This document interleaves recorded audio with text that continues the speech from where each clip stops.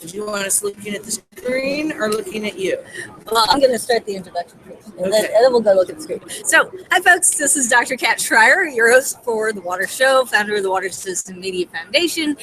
Check us out at thewatershow.org if you're watching anywhere else. And I'm here, as we have been all week, at the American Water Works Association annual conference and exposition, ACE, and some of you may be popping your ACE cherry, and getting to know what kind of folks you have at this behemoth conference. And you can see we're right outside of the exhibit hall once again, but we actually just came up from some of the council meetings, which is a big part of the conference. It's an opportunity for leadership to get together. And actually there's two councils that meet at the same time. I can never understand why they meet at the same time. It's all the communications people for the utilities at the same time as the leaders of the utilities in separate rooms. That's got to change, hopefully.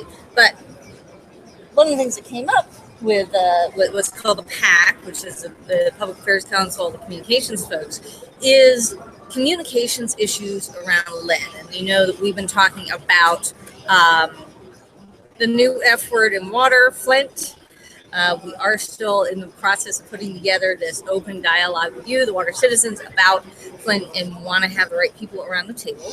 And a big part of that is the advocacy groups that are working on the safe drinking water issues. So we have actually a couple of folks. Lynn just presented to the PAC this morning. So Lynn Thorp from Clean Water Action. And you have a really, and I'm going to also introduce Tom, so you pronounce it Neltner. Neltner, with the Environmental Defense Fund, which I've known EDF quite a bit from working with Groundwater Protection Council, a lot of work on oil and gas, and one of those groups that really does work very closely with industry associations. I mean, a lot of folks in water don't quite get how much that has involved, just in general, how the environment are not just in conflict with industries, but have been very much at the table working with industries like the water industries, like oil and gas, to figure out how to resolve environmental issues as they come up. Although I make a distinction, because in our work, at least, we find the ability to work with the water sector is premised on the fact that they are essentially public entities. They're local government, essentially doing a job that we think is really important, and in that way, we want to distinguish them from some of the other kinds of industries, but that other people. Anyway, you're gonna have to exactly. No. By the way, there's no. And that's why we call them a sector. They are a sector, absolutely. Yeah, they don't like to be called. Exactly. Well, you exactly. have to debate that. Oh, and I forgot to tell you, we don't edit. This good. Is all out. Oh, okay, good. so yeah, I mean, we're just having a conversation. Yeah, so yeah, absolutely. We see it as a little bit different, but and then that's why one of the reasons we've been working for over a decade to collaborate with this sector, because we think we have a lot more common trying to solve pollution problems, protect public health, than we have differences. Yeah, absolutely. And I think that also came up in another speaker later in the same session. They had J.D. Power that does consumer satisfaction, and the first thing is, well, it's really our first survey of water utilities, but we figure it's pretty much the same as other utilities. As long as you have a reliable service, a good price, everything's okay. It's like, well, yeah, but if you don't have water, you kind of yeah, we would disagree with that too, because of the ultimate public health mission, which is very different than the mission of other utilities. Yeah, electric utility, telecom. Yeah, I actually think it's very different. It's interesting that they see it as similar, but I also think it gets at one of our problems with the way the water sector has communicated about itself, is they may not have done as good a job as they could at getting that across. By the way, our mic is way out there, so you want to talk. It is a utility. Yeah, and yet it's also got this mission that's really different from any other thing that we know. Makes it more like a public health agency. Yeah. Well, yeah. And that is, I mean, I think that is something, especially with Flint, that the utilities are trying to get back to, the fact that most of the utilities are public. They're with a city. They're quasi-public, highly regulated. Essentially a public thing. Yes, yes. I mean, even the ones that are private there's a high level of public involvement, and I was interested to see that the communications people at PAC did fairly quickly let the folks at JD Power know just how, what are some of the things that contribute to that, because it's, first of all, it's not just your consumers you're dealing with. You've got board members who are members of the public. Many of the big decisions, the general managers and folks here are the staff answer to a board that are appointed, that are elected, that often do not have a water background. So there is a very special form of communications that has to happen there. And then on top of that, you have EPA and state level regulators associated. Right. So within that context, and would you like to say, well, you had a great introduction. Why don't you go ahead and tell them what you do that's different from some of the other environmental groups that are out there? Well, I just think we have a particular focus on the Safe Drinking Water Act, and I mean, everybody has their niche. One of our niches is engaging in many aspects of Safe Drinking Water Act implementation, and then also in understanding drinking water from a level of technical detail, both on the health side, the treatment side, et cetera, so that we can engage with credibility when we talk about not only the Safe Drinking Water Act, but about, for example, other threats to source water, for example, which is a very big part of our work. We can't talk about public health challenges that are left on the table because the Clean Water Act isn't regulating something well enough unless we understand drinking water at a very high level of detail. So that's one thing we do that we think is a somewhat particular niche. It was interesting. Did you catch the presentation yesterday from the head of the Flint Review? Yes, Darren Little and not the morning one. Yeah, no, I caught some of the afternoon. Were you there? Yeah, the task force.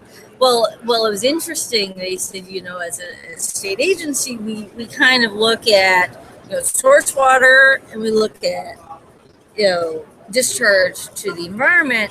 And then there's like this black box in between of somehow there's a bunch of these processes. I mean, all the people in there and all the people, back in the technical sessions. Yeah. And we've tried to take WaterCitizen, take our camera behind the scenes to see what are these different processes and how do they work, and the physical separation, the chemical separation, and the microfiltration and everything.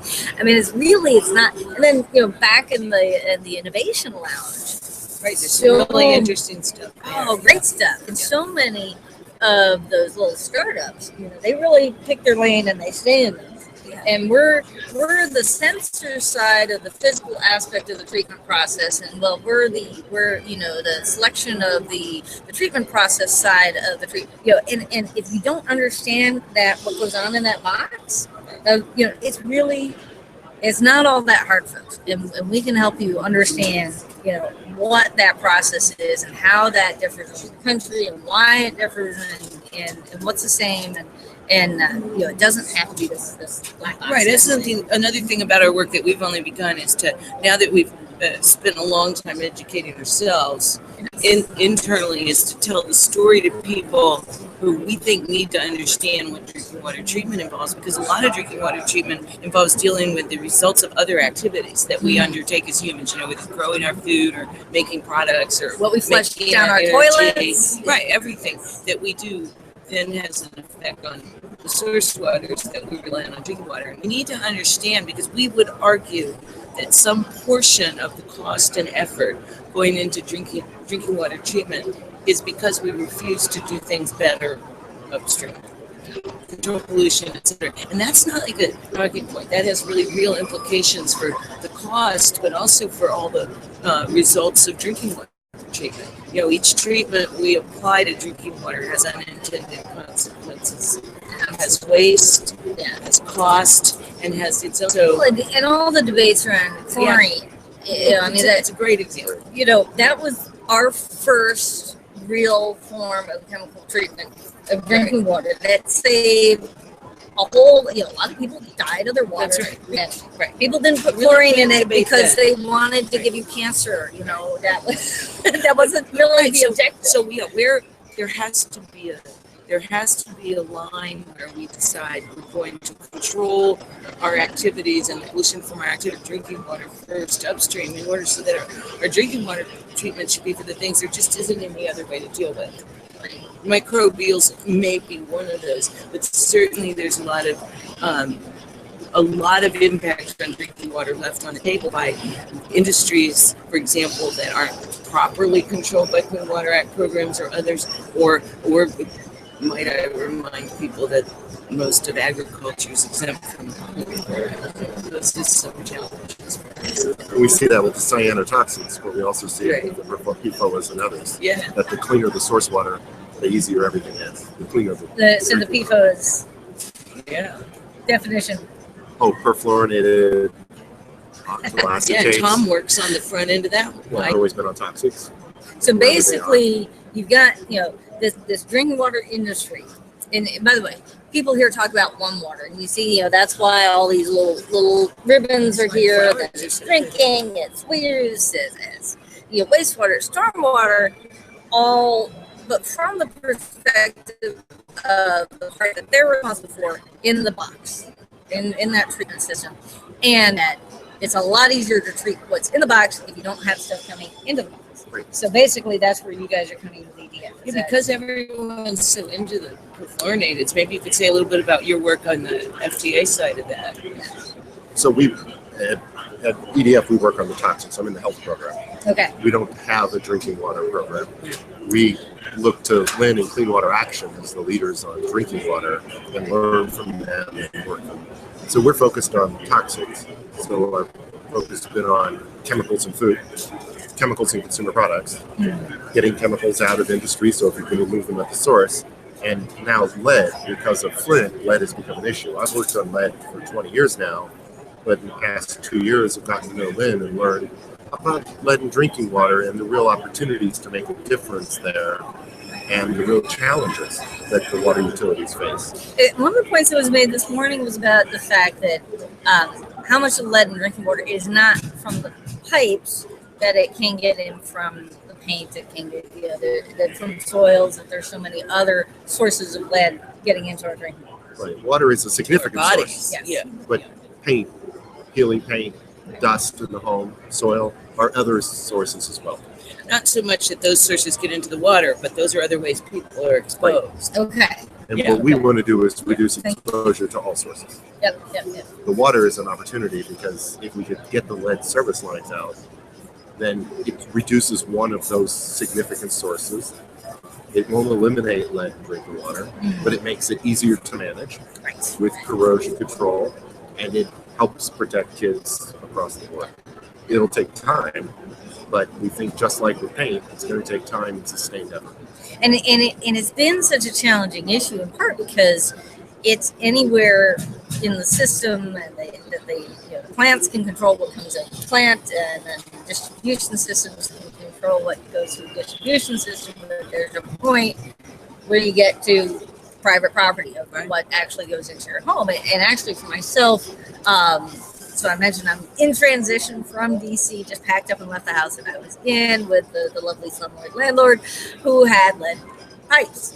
And there was no talking about that. There was, forget about it. You want to talk about changing the pipes here, let me jack up your rent a little more. And I'm not gonna, I'm not gonna change the pipes anyway. But in the process of moving out to LA in part because there's a filmmaker, Jim Tebow, who did Running Drive films, if you're familiar with that. His next film is on water and food security, and looking specifically at the Central Valley. So you talk about it's going to be huge, and basically he and I both have in common sort of that water, that planning background, meet the studies of, what are all the issues that could come up, except presenting it in a visual format, film. And then what we're going to do is do all the online education components after it. So it's not like, okay, I watched the film, now what?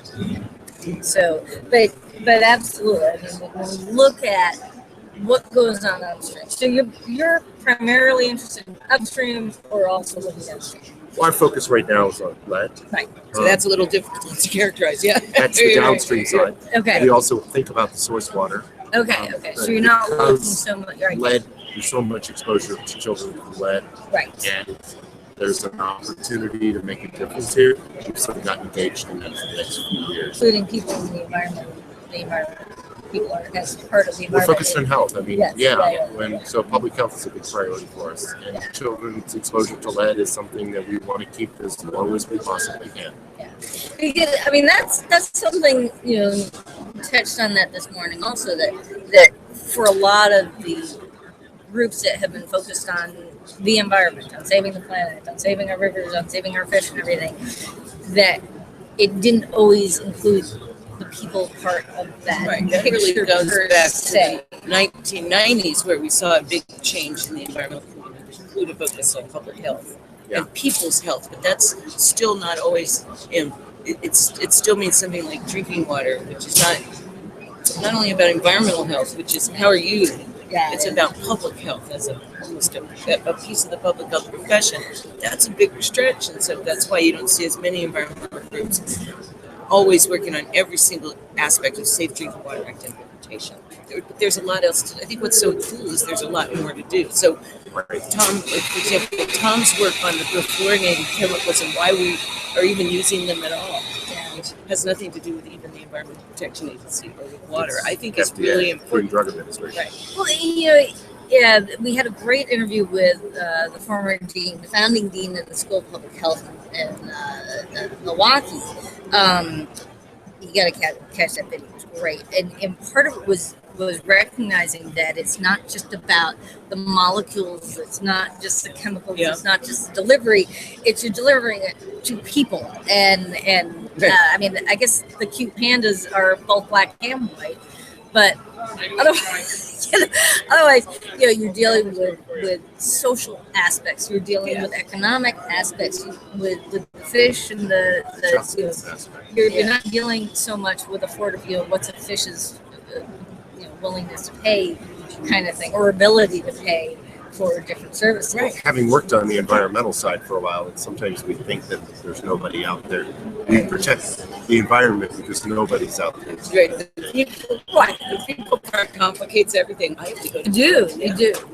Yeah, and it does get very complicated. And so it's great to have you guys part of the conversation, because, you know, when we talk about diversity, it's not just about, you know, diversity of race, diversity of gender. It's also about diversity of perspectives, and I think this is a big part of the One Water conversation. Yeah, it's not going to be an ace for sure. It's great. Well, it's good to see you guys here. Thanks so much for putting us in, and thank you for coming. And if you're watching this anywhere other than thewatershow.org, head on over there. That's where you can type in all your questions or comments, watch our sponsored videos, and find out what's going on. And be sure to subscribe to WaterCitizen News so you can get all the updates. Thanks very much, folks. Bye.